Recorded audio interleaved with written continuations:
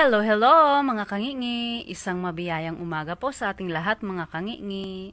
Nandito na po tayo sa bukid mga kangingi at ating tinatanaw ang ating mga alaga sa ating hasyenda. Kumakasyenda no? Para naman totoo. Hindi mga kangingi, ito po, nagpapasol na po tayo ngayon mga kangingi dahil malapit na po ang klase ng ating mga anak. Dito po muna tayo sa malilim mga kangingi at atin na lang pong tinatanaw-tanaw dahil wala naman pong masisirang halaman ang mga farmers. Yan mga kangingi, yung mga